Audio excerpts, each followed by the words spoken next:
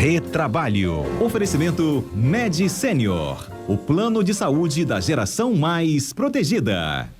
Nosso quadro Retrabalho no ar, hoje dia 23 de dezembro, recebendo os nossos comentaristas. Sim, reunidos hoje, Alberto Nemer e Cássio Moro. Boa tarde, Nemer. Boa tarde, Fábio. Boa tarde a todos os ouvintes. Nemer está ao vivo com a gente, só o som que vai se adequar ali rapidinho. Enquanto isso, Cássio Moro, boa tarde também, bem-vindo. Obrigado, boa tarde, Fábio. Obrigado, boa tarde, Alberto Nemer. De novo, nós estamos por aqui para dar um debate bem interessante, né? É um prazer estar com vocês e com os ouvintes. Que bom, a gente nas últimas semanas teve encontros separados, hoje estamos reunidos.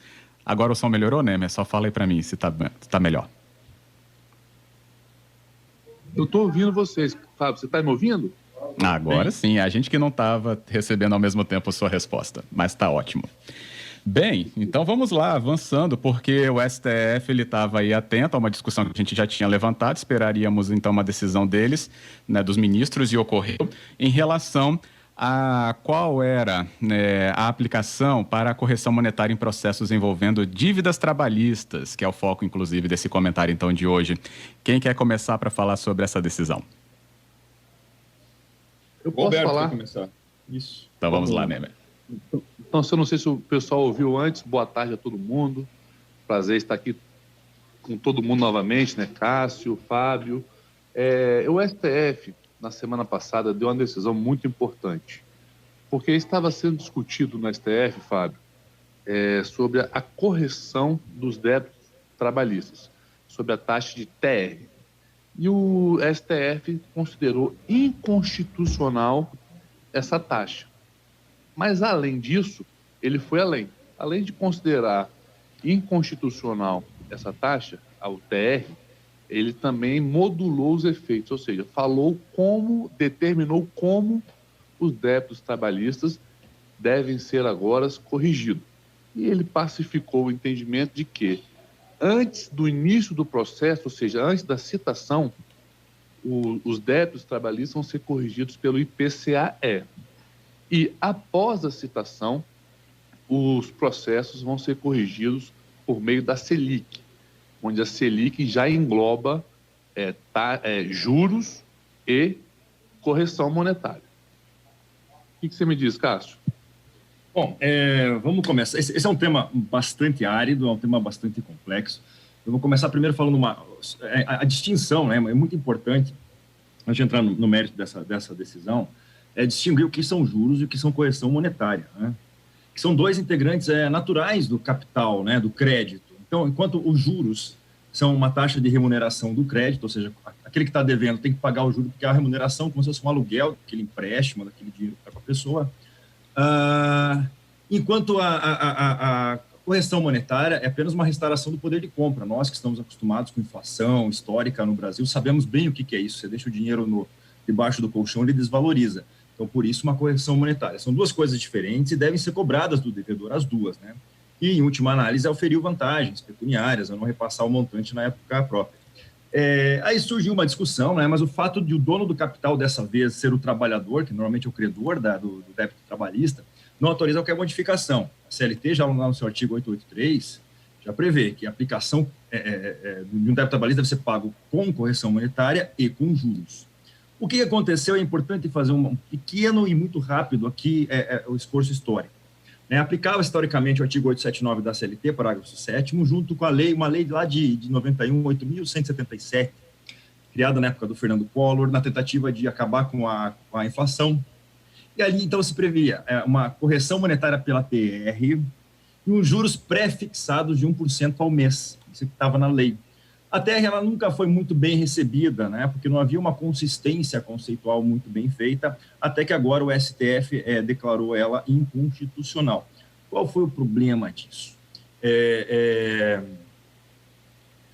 Fala-se muito, e tem se falado muito, que o Selic compreende juros e correção. Isso é um erro, isso é um equívoco. A Selic ela sequer compreende juros de mora. Ela tão somente uma média diária de juros em operações de títulos federais. Ela é uma taxa média diária para os financiamentos diários do Sistema Especial de Liquidação e Custódia. apenas de títulos federais. Para que serve essa Selic? Ela é uma média de juros aplicada nessas operações. Então, ela é um índice que baliza os contratos, os juros de contratos futuros. Então, a Selic não tem nada, absolutamente nada a ver com correção monetária, e correção monetária era o tema a ser julgado pelo STF. Ela tem a ver tão somente com juros.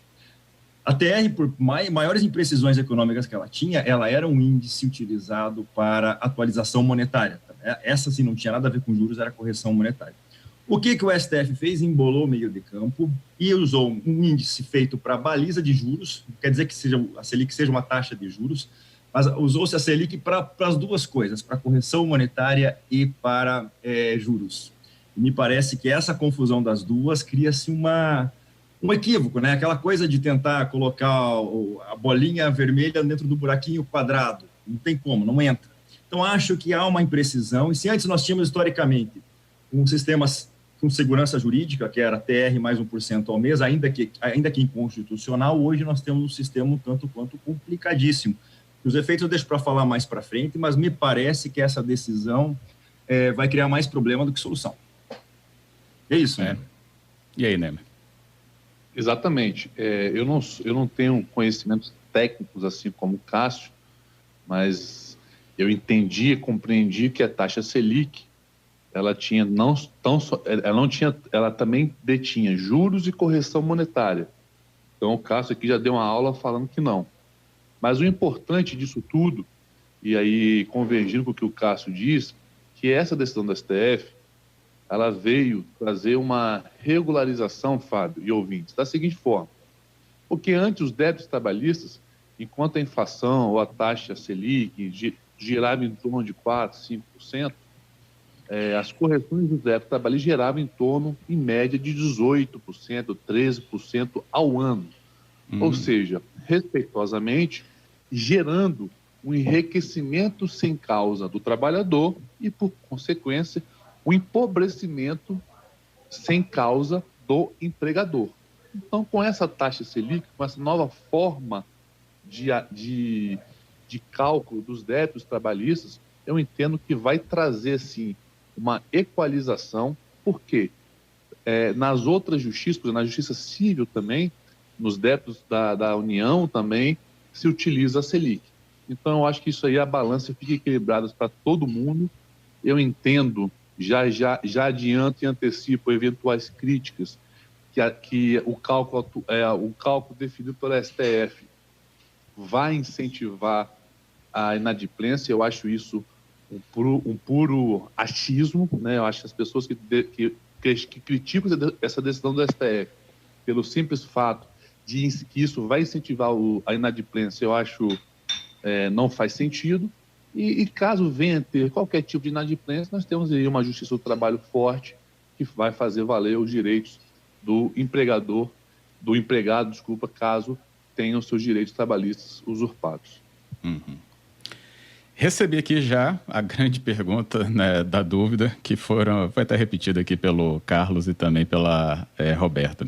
Se quem já entrou com uma ação vai ter, então, que está com uma ação correndo, né? Fala aqui o Carlos, vai ter que se adequar a essa decisão de agora, ou essa decisão de agora, aí eu complemento então com a outra pergunta, né, da ouvinte, ela só passa a valer então agora, a partir de que foi então finalizado esse julgamento? A pergunta é muito boa e importante. O STF deixou muito claro da seguinte forma, Fábio: os débitos trabalhistas que já tiverem transitado em julgados, já com qualquer tipo de índice, seja IPCA-E, seja o TR, ou seja 1% ao mês, vai ser respeitado essa decisão.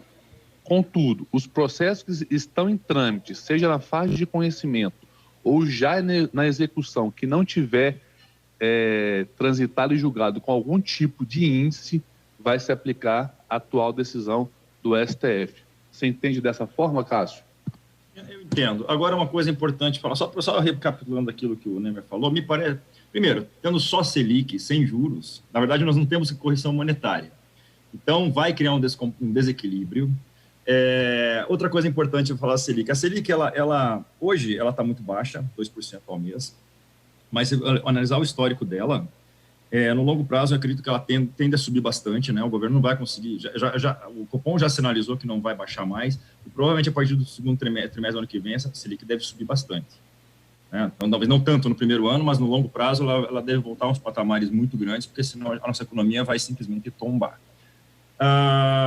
IPCA é um índice de reposição inflacionária, né? É um índice exatamente feito para reposição de perdas do consumo das famílias, então, gostem ou não, é um índice de reposição de correção monetária.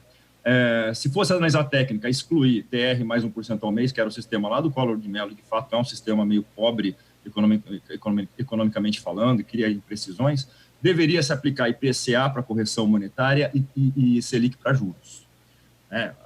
O STF apenas decidiu só juros, só está se pagando juros. Agora, os efeitos interessantes disso é o seguinte: como o STF decidiu que se aplique IPCA na fase pré-processual, ou seja, antes de entrar com o processo Selic pós, acho que um grande primeiro efeito é que os trabalhadores com contratos encerrados, especialmente com uma duração aí ótima de 3 anos no máximo, para não perder prescrição, devem aguardar até quase 2 anos antes de prescrever o processo para entrar com a ação, porque enquanto ele não entra com a ação, está correndo um juro de IPCA. Depois que entra com a ação, cai para a Selic. Então, é interessante segurar um pouco o processo e entrar mais tarde. Acho que esse vai ser um dos efeitos. Né? Com o Selic subindo lá para frente, os empregadores que tendem, acho que ela vai haver uma tendência de não fazer mais a conciliação ou tentar resolver o processo o quanto antes, vão tentar deixar o processo mais para tarde, para frente, a Selic deve subir. Então, não é interessante isso. Uma segunda reação, né? Como o próprio Nemer disse, o trabalho está ali para defender. Eu acredito que vai haver um maior número de pedidos e até de deferimentos de antecipação de tutela, né, já que o juro está muito pouco. Nós temos hoje recursos ordinários da sentença de primeiro grau e, normalmente, por um hábito, as execuções não se iniciam quando está em recurso ordinário, mas não existe um efeito suspensivo. Há uma possibilidade de antecipação de tutela. Acredito que o número de antecipações de tutela com a liberação de valores antes mesmo de encerrado o recurso ordinário pode aumentar, que vai haver um contra-ataque a essa resposta de juro baixo. Né? Então, nós teremos mais incertezas do que certezas com essa decisão do STF, e essa é minha aposta. Uhum. Retornando, então, com o nosso quadro Retrabalho, recebendo Alberto Nemer e Cássio Moro, nossos comentaristas, falando, então, sobre a decisão, né, do STF em se aplicar IPCA e Selic na correção de dívidas trabalhistas, sendo que os nossos comentaristas já nos falavam aqui sobre a abordagem, né, histórica, ali da aplicação da TR, e ainda as dúvidas aqui dos ouvintes que já chegaram, mas eu vou incluir outras aqui para a gente trazer ainda análise com vocês. Sobre a questão levantada aqui pelo Manuel e pela Silvana, e eles falam sobre, né, esse medo do trabalhador ser prejudicado, o Manuel que foi específico nessa parte, e da Silvana, ela falando sobre esse momento, então, de uma discussão que é tão importante, deveria ser ficado, então, mais claro, até por todos que acompanham essa correção aí para o trabalhador. E a pergunta dela é específica se, ao decorrer nas decisões dos processos, o juiz ele poderá utilizar outro índice que não esses já apontados pelo STF. O STF não pacificou a situação, né? Antigamente havia uma divergência entre os magistrados, porque a CLT previa TR, a reforma trabalhista de 2017 manteve, deve-se utilizar a TR mais 1% ao mês. Entretanto, o TST, e aí que começou toda essa insegurança, o TST começou a usar o IPCA. E aí os juízes titubeavam entre IPCA e TR. Agora, pelo menos, com a decisão do STF, não vai haver mais debate sobre o que usar. O STF deixou as coisas bem claras a respeito. Vai se usar apenas a Selic, e sem juros. Sem juros, ou melhor, como eu já disse antes, a Selic representa apenas juros, vai ser só juros, e não é correção monetária. Então, mas não tem mais dúvida. Agora está pacificado.